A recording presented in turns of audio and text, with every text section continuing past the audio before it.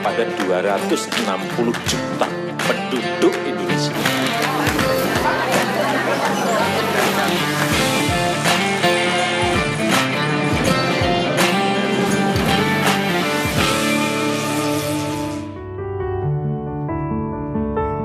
Selamat malam pemirsa, bertemu lagi bersama saya Indah Setiani yang hadir menemani Anda dengan sejumlah informasi penting dan menarik.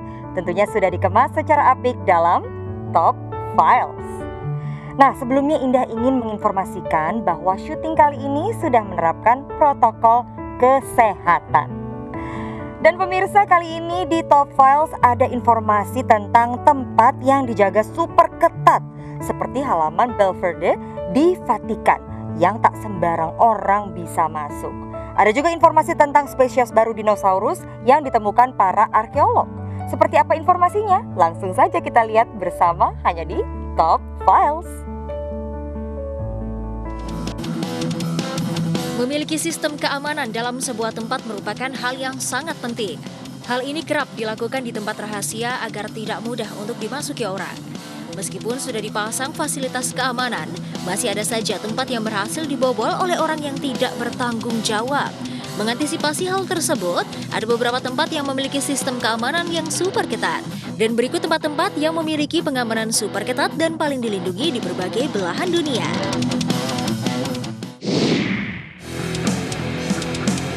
Fort Knox merupakan rumah ikonik dari US Bullion Depository yang dimana tidak hanya menyimpan bertonton emas hingga ribuan jumlahnya, namun juga menyimpan dokumen-dokumen sejarah penting. Fort Knox sendiri ditutupi dengan dinding granit yang setebal 1,5 meter dan disatukan oleh 750 ton baja. Harta-harta yang disimpan di dalam Fort Knox dilindungi oleh pintu berpeledak sebanyak 22 ton.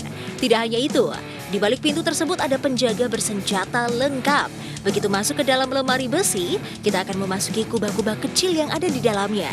Jika berhasil, Anda bisa menemukan 5.000 ton emas batangan yang tersimpan di sana. Namun tidak berhenti di situ saja.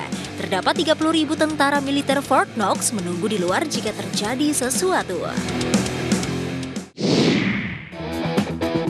Meski dinilai hanya candaan, hanya netizen yang ingin menyerbu Area 51 dengan jumlah terkini mencapai hampir 1 juta. Area 51 merupakan tempat yang paling rahasia di Amerika dengan tingkat spekulasi tinggi mengenai fasilitas angkatan udara dan terletak di pedalaman Nevada. Penjagaan di Area 51 sangatlah ketat, bahkan jika ada orang yang mencoba masuk ke sana akan ditembak mati. Bahkan terbang melewati area rahasia ini sangat dilarang dan diberi ancaman untuk diledakkan langsung jika melanggarnya. Tingginya level kerahasiaannya telah melahirkan banyak teori konspirasi mengenai alien luar angkasa ataupun aktivitas UFO di Area 51 tersebut. Di Vatikan terdapat sebuah ruangan yang berisi ribuan buku bersejarah yang disebut Belvedere Vatikan. Karena dirasa sangat penting, buku dan data tersebut disimpan dalam bunker bom dan ruang yang dikendalikan oleh iklim. Di dalam bunker itu sendiri, lantai dan dinding dibuat tahan oleh api dan tahan debu.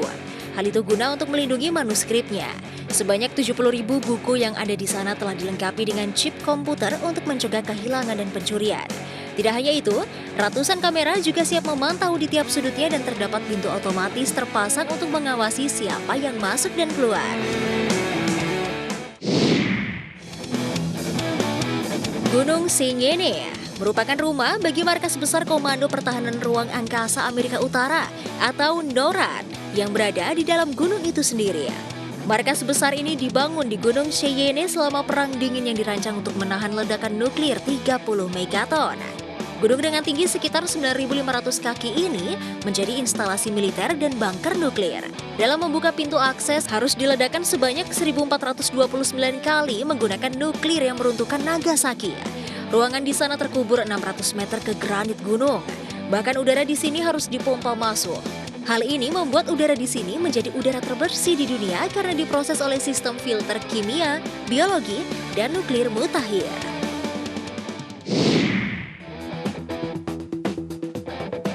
Pesawat yang sering disebut sebagai gedung putih yang melayang. Teknologi pertahanan Air Force One sangatlah rahasia. Namun pesawatnya mampu mengacaukan radar musuh, menyemburkan api dan tentunya menembakkan misil, serta melindungi badannya dari serangan udara dengan perisai handal. Rumornya, Air Force One bahkan memiliki artileri misilnya sendiri ya. Orang-orang terpenting di Amerika selalu dibawa dengan kendaraan udara yang satu ini ya, sehingga pertahanannya memang harus maksimal. Itulah beberapa tempat paling dijaga ketat di dunia dengan keamanan maksimum dan paling dilindungi ya.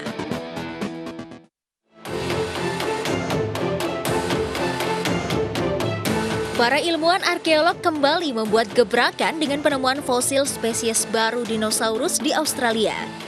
Mereka telah mengklasifikasikan spesies dinosaurus baru yang ditemukan pada 2007 sebagai spesies terbesar yang pernah ditemukan di benua itu. Para ahli kemudian menamakan spesies dinosaurus itu sebagai Australotitan cooperensis atau Titan Selatan. Menurut mereka, spesies ini setidaknya adalah salah satu dari 15 dinosaurus terbesar yang ditemukan di seluruh dunia. Titanosaurus ini bisa memiliki tinggi hingga 6,5 meter atau sekitar 21 kaki. Sementara panjangnya bisa mencapai 30 meter atau sepanjang lapangan basket. Dan beratnya diperkirakan mencapai lebih dari 60 ton. Kerangka dinosaurus ini pertama kali ditemukan di sebuah peternakan di barat daya Queensland. Para ahli paleontologi telah bekerja selama dekade terakhir untuk mengidentifikasi dinosaurus tersebut. Perbedaan spesies ini dari spesies lain diketahui dari hasil membandingkan pemindaian tulangnya dengan sauropoda lainnya. Sauropoda adalah dinosaurus pemakan tumbuhan yang dikenal karena ukurannya. Mereka memiliki kepala kecil, leher sangat panjang, ekor panjang, dan kaki tebal seperti pilar. Dinosaurus ini menjelajahi benua selama periode Kapur atau sekitar 92 sampai 96 juta tahun yang lalu. Proses identifikasi dinosaurus ini memakan waktu lama karena lokasi tulang-tulangnya yang terpencil dan ukurannya serta kondisinya yang rapuh. Namun banyak dari sisa-sisa tulang itu ditemukan masih utuh. Tim peneliti menemukan bahwa Australotitan ini terkait erat dengan 3 spesies sauropoda lainnya. Ketiga spesies itu adalah Wintonotitan, Diamantinosaurus, dan Savannahsaurus. Tulang-tulang itu pertama kali ditemukan pada 2007 di sebuah peternakan keluarga dekat Eromanga yang dimiliki oleh 2 peneliti dinosaurus, Robin dan Stuart Mackenzie. Butuh waktu 15 tahun bagi pihak museum setempat untuk menggali dan mengekskavasi tulang-tulang dinosaurus itu. Bahkan mereka awalnya tidak tahu apa yang mereka temukan. Sesaat lagi akan ada informasi tentang negara paling bahagia di dunia. Negara mana aja ya kira-kira? Untuk itu jangan kemana-mana, tetap di Top Files.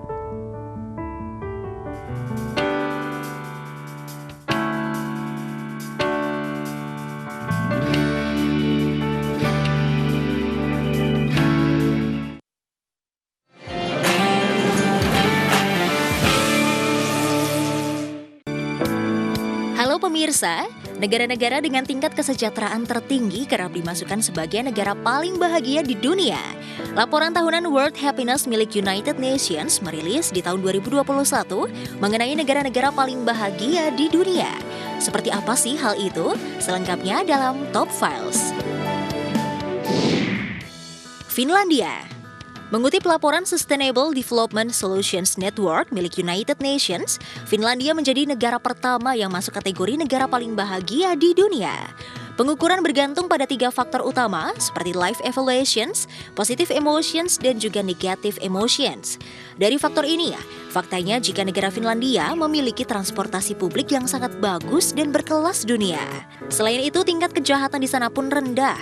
Gap antara orang kaya dan orang miskin telah diatasi dan tak terlalu jauh. Hingga kepercayaan kepada pemerintah karena faktor kesejahteraan masyarakat Finlandia yang tinggi ya. Di negara ini tak ada satupun orang yang tinggal di jalanan. Meski memang ada sekian jumlah pengangguran, namun fasilitas kesehatan dan makanan tersedia ditunjang oleh pemerintah setempat. Selain itu, faktor alam yang masih sangat asri membuat mereka hidup dengan penuh kenyamanan. Mereka mengibaratkan Finlandia, dia dengan kota modern namun juga dengan mudah menjumpai hutan, ribuan danau, serta pemandian air panas dan sauna. Islandia merupakan sebuah negara yang terletak di sebelah barat Laut Eropa dan utara Samudra Atlantik. Hampir sepanjang tahun, Islandia menjadi salah satu negara dengan musim dingin terpanjang di dunia. Meski demikian, menurut World Happiness Record, Islandia masuk ke dalam daftar negara paling bahagia di dunia. Daftar tersebut dinilai dalam beberapa aspek seperti jaminan kesehatan, pendapatan besar dengan pekerjaan yang mudah ditemukan, pendapatan negara per tahun hingga tingkat kepercayaan kepada pemerintah di sana. Islandia juga merupakan negara NATO yang tidak memiliki angkatan bersenjata.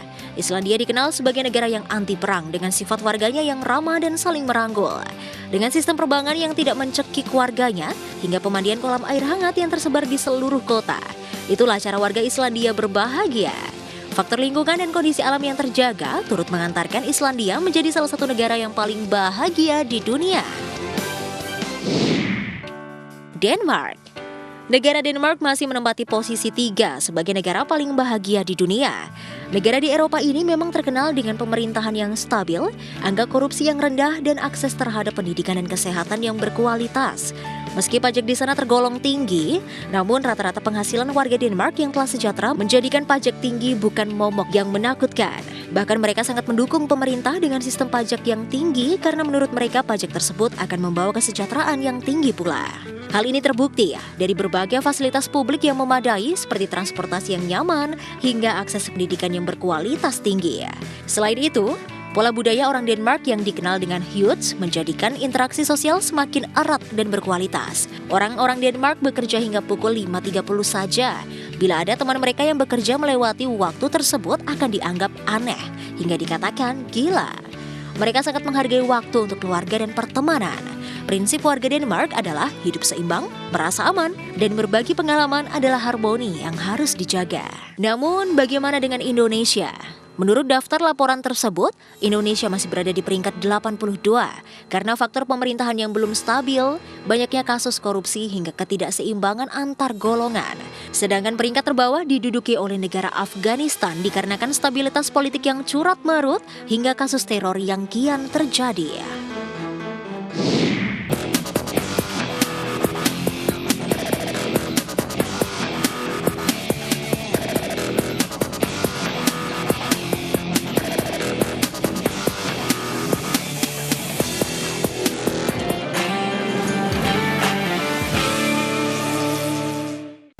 Kembali lagi di Top Files. Selanjutnya kita akan mengintip sejarah warteg di Indonesia nih.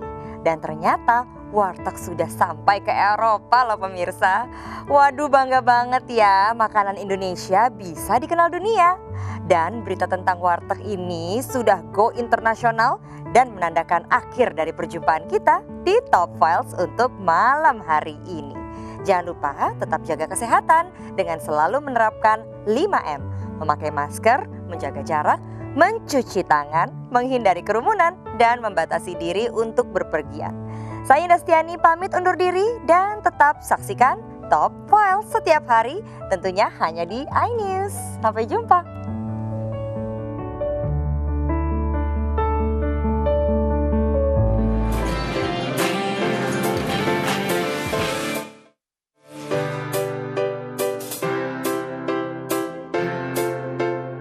Pemirsa, siapa yang tak pernah mencicipi sajian nasi rames di warteg?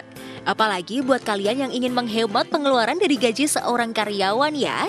Warteg atau warung Tegal ternyata sudah ada sejak tahun 50-an loh. Seperti apa sejarah dari warung makan andalan untuk kalangan menengah ke bawah ini? Dan tahukah Anda, di Eropa warteg juga sangat dikenal. Untuk itu, simak selengkapnya hanya di Top Files. Menelisik sejarah, warung Tegal atau yang biasa dikenal dengan warteg diperkirakan muncul pada tahun 1950. Di tahun ini terjadi sebuah fenomena urbanisasi penduduk dari Pulau Jawa ke Jakarta.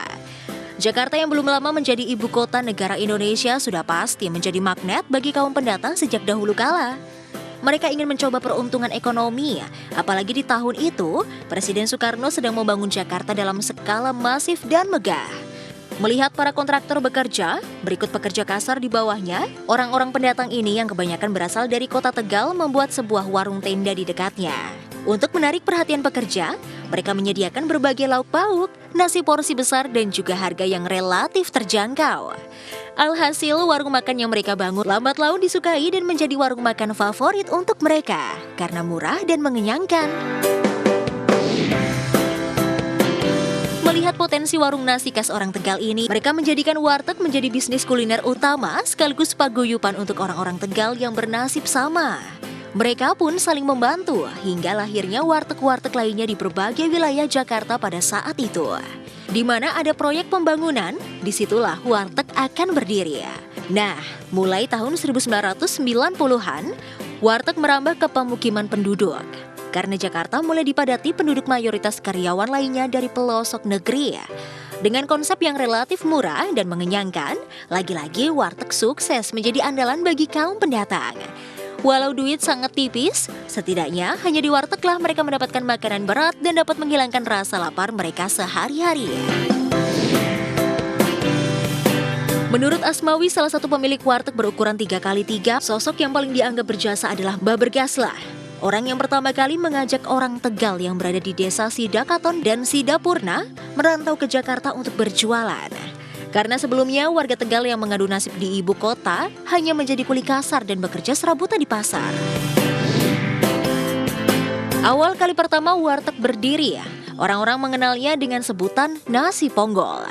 Nasi ponggol sendiri merupakan hidangan nasi putih, sambal, tempe dan tahu yang dibungkus daun pisang khas orang Tegal. Namun kini hidangan warteg sudah sangat beragam dengan berbagai menu andalan yang tentunya juga lezat. Apalagi, warteg saat ini tidak hanya disukai oleh kalangan menengah ke bawah, namun orang-orang kaya pun tak segan untuk makan di warung yang biasanya berada di pinggir jalan ini. Tak hanya di Indonesia, bisnis warteg sudah merambah dunia global. Semakin banyak bisnis warteg yang dibuka di beberapa negara tetangga seperti Malaysia, Korea Selatan, bahkan sampai ke Eropa. Di Amsterdam, Belanda, ada sebuah warung Tegal milik orang asli Indonesia. Mereka membuka bisnis warteg ini sejak lama. Bahkan kini mereka punya pelanggan asli orang Belanda yang menyukai masakan asli Indonesia. Alasan mereka memilih untuk membuka bisnis warteg di sana adalah karena pertimbangan waktu dan kesempatan. Bisnis ini sangat menjanjikan di negeri orang mengingat banyak orang Indonesia yang bermukim di Belanda. Begitulah warung makan asli Tegal merambah hingga ke global. Itulah sederet fakta sejarah warung Tegal dan ketenaran warteg hingga mancanegara yang membantu mengharumkan nama Indonesia.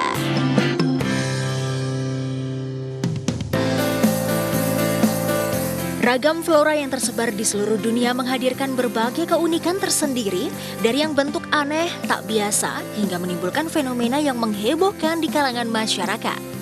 Seperti apa informasinya? Selengkapnya dalam Top Files.